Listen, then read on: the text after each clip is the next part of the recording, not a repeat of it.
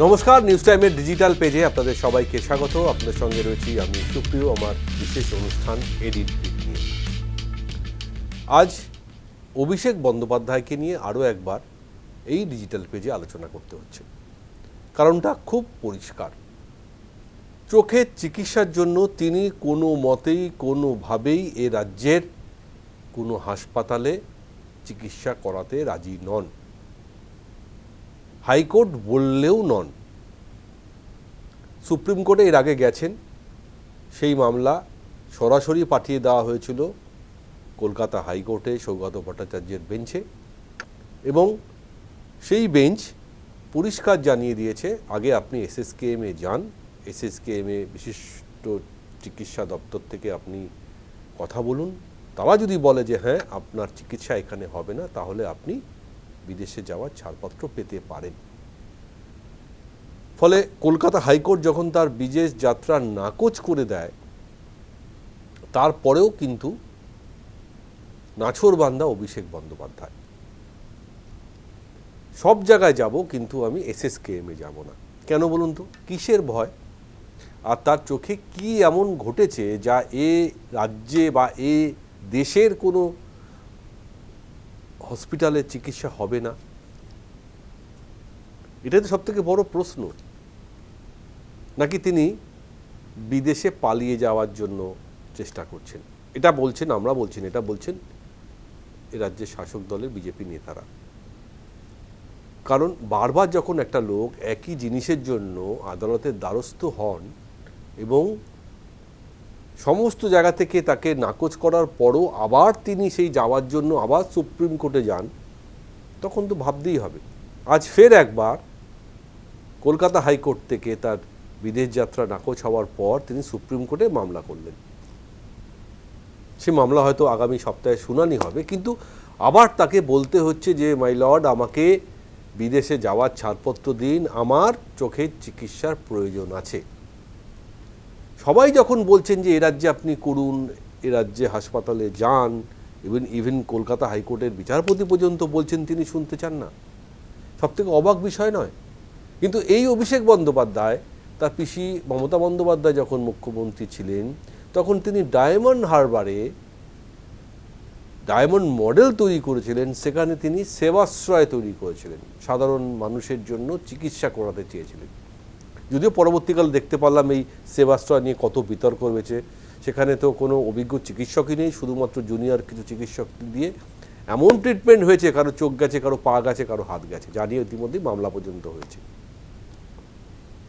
ফলে তিনি নিজেই জানেন যে রাজ্যের ইনফ্রাস্ট্রাকচার এত খারাপ, তার মানে শুধুমাত্র একটা শো করা যে আমি জনতার জন্য চিকিৎসা কেন্দ্র করছি, চিকিৎসার প্রকল্প তৈরি করছি, সব করে মানুষকে বিভ্রান্ত করা, সিম্প্যাথি নেওয়া। কিন্তু আজ দেখুন, তাকে সিম্প্যাথি দেওয়ার মতন কেউ নেই, ইভেন কোর্টও রাজি হচ্ছে না। তাই এ রাজ্যের বর্তমান স্বাস্থ্যমন্ত্রী শারদত্ত মুখোপাধ্যায় ঘুরিয়ে একই কথা বলছেন, আসুন না আমাদের কাছে, দেখুন না ট্রিটমেন্ট হয় কিনা, এত ভয় পাচ্ছেন কেন? শুনুন কি বলেছেন, দুদিন আগে যদিও বলেছেন, শুনুন কি বলেছেন। কি চাইছেন আমরা জানি না। দেখুন, এখানে ধরা পড়ে যাবে, চোখে কোনো অসুবিধা নেই, মিথ্যে কথাটা ধরা পড়ে যাবে। একটা কণ্ঠস্বরে স্যাম্পল দিতে সে 5 বছর সময় কাটিয়ে দিল। চোখ দেখানোর ভাঁওতাবাজি জনগণ ধরে ফেলেছে, বিচার বিভাগ ধরে ফেলেছে।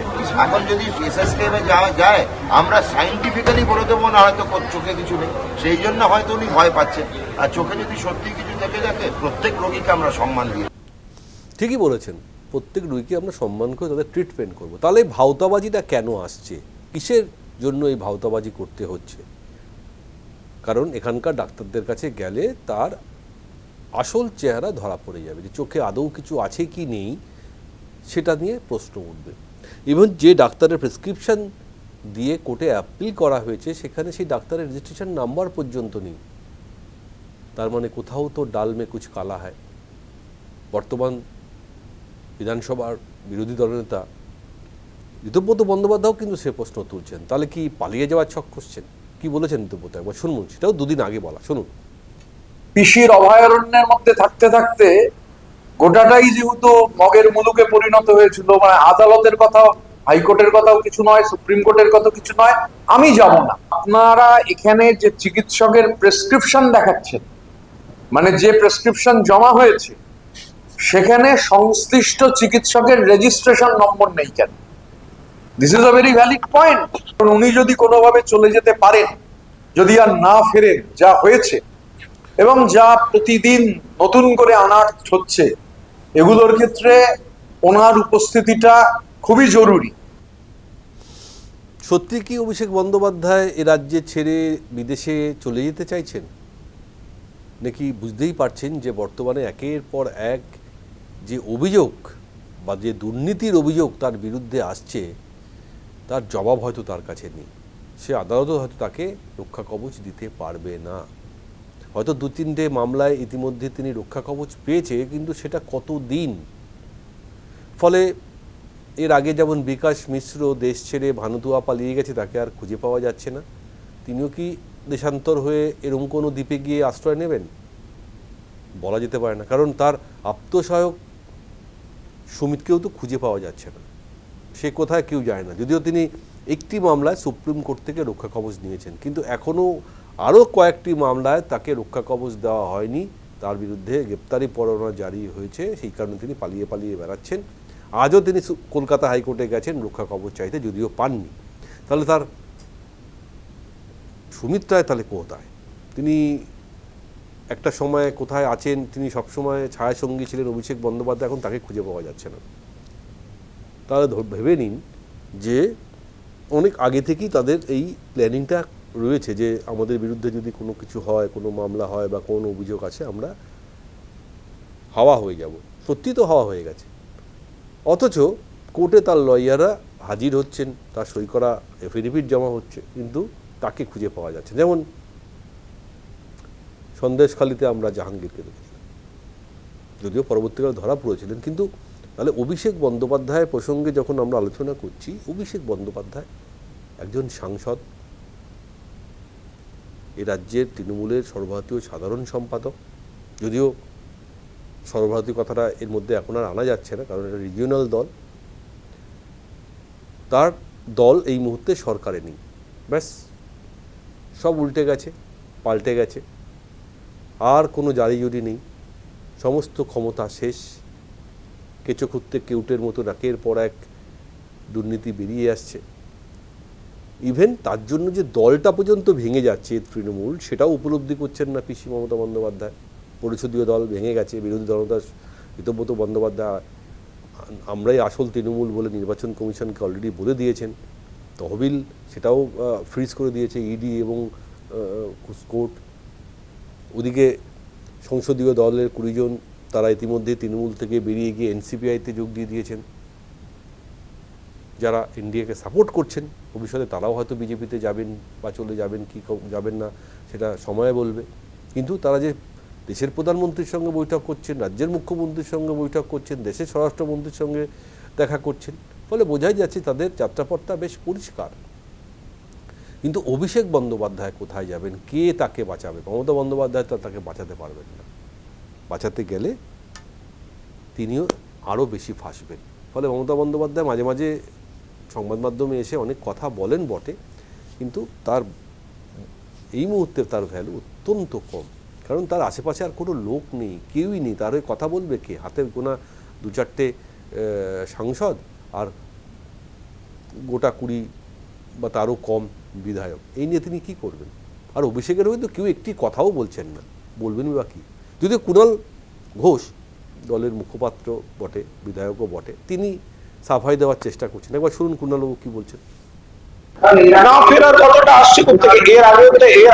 এর আগেও তো বহুবার উনি গেছেন এবং ফিরে এসছেন। আমি এটা ব্যক্তিগত ব্যাপার, আমি এখানে কোনো আলাদা করে মন্তব্য করব না। ফলে এই ধরনের কথাগুলো আসছে কি করে? যে মানে উনি তো গেছেন, ফিরে এসছেন, ফলে তখন তো কোনো উনি যে কন্ডিশন নিয়ে এসছেন, তারপরে তো এজেন্সির তরফ থেকে আমি আইনের কথা বলি, যে অভিষেক বন্দ্যোপাধ্যায় কোন আদালতের অনুমতি নিয়ে বা এজেন্সিকে জানিয়ে তিনি বাইরে গেছেন, তিনি আবার ফিরেও এসছেন। তাহলে এই থাকাকালীন এমন কিছু যদি ঘটতো কোনো সন্দেহ, তাহলে সেই এজেন্সি কিন্তু আদালতে একটা রিপোর্ট করতেন, কোনো রিপোর্ট তো করেননি। ফলে তার আগের বিদেশ সফরগুলো নিয়ে আজকে অনুমান ভিত্তিক অভিযোগ উঠছে কেন? পর্যবেক্ষণ ভিত্তিক তো কোনো অভিযোগ এতদিন নেই, তাহলে আজকে অনুমান ভিত্তিক অভিযোগ তোলা হচ্ছে কেন রাজনৈতিক ন্যারেটিভ তৈরি করার জন্য? কুণ্ডলবাবু বলছেন ন্যারেটিভ তৈরি করা হচ্ছে। তিনি আদালতের অনুমতি নিচ্ছেন, তিনি কেন্দ্রীয় এজেন্সির অনুমতি নিচ্ছেন, তারপরে যাচ্ছেন। খুব ভালো কথা, এর আগে তিনি পেয়েছেন, গেছেন, এখন তো তিনি পাচ্ছেন না, বারবার তিনি আদালতে ছুটতে হচ্ছে। তাকে তো বলা হচ্ছে এখানে ট্রিটমেন্ট করুন, তিনি করছেন না কেন? কেন বাইরে যাওয়ার জন্য গো ধরে বসে আছেন? আগে দেখান, এখানকার ডাক্তার বলুক, তারপরে নয় ভাবা যাবে। আদালত তো বলছেন আপনি নিয়ে আসুন, কিন্তু না, তিনি সেটা শুনবেন না। তিনি দেশের সর্বোচ্চ আদালত সুপ্রিম কোর্ট থেকে অনুমতি নিয়েই ছাড়বেন। জানি না আগামী সপ্তাহে এই শুনানিতে সুপ্রিম কোর্টের বেঞ্চ কী রায় দেয়, তাকে আদৌ বিদেশ যাওয়ার অনুমতি দেয় কি না। কিন্তু তার এই চোখের চিকিৎসা নিয়ে যে নাটক বিগত কয়েকদিন ধরে দেখছে না, সাধারণ মানুষ কিন্তু বুঝে গেছে সামথিং ইজ রং। নাহলে কিন্তু এতদিনে তিনি যে কোনো একটা সরকারি হাসপাতালে বা SSKM থেকেই তার চোখের চিকিৎসা সম্পূর্ণ রিপোর্ট কলকাতা হাইকোর্টকে দিয়ে দিচ্ছেন না। দেখা যাক, এখন যদি কোর্টে বা সুপ্রিম কোর্ট যদি তার ত্রাতা হন, তাকে যদি অনুমতি দেন, সেটা আলাদা বিষয়, সেই নিয়ে আমাদের কিছু বলার নেই। কিন্তু তিনি যদি অনেস্ট হতেন, তাহলে কলকাতা হাইকোর্টের দেওয়া রায় মেনে এখানকার চিকিৎসা করানোর জন্য তিনি চেষ্টা অন্তত করতেন। তার মানে কিছু না কিছু তার মনে চলছেন বা ভাবনার মধ্যে আছেন। সেই ভাবনাটা কি তিনিই বলতে পারবেন, বিদেশে যাওয়ার আসল কারণটা কি সেটাও তিনি বলতে পারবেন। দেখা যাক, আমরাও অপেক্ষা করব যে অভিষেক বন্দ্যোপাধ্যায় আলটিমেটলি চোখের চিকিৎসার জন্য বিদেশে যেতে পারেন কি না। আজ এখানেই আমাদের অনুষ্ঠান শেষ করব। তবে নিউজ আপডেট এবং বাকি খবরের জন্য আপনারা নিউজ টাইমের ডিজিটাল পেজ দেখবেন এবং সাবস্ক্রাইব করবেন। এখানে শেষ করছি, নমস্কার।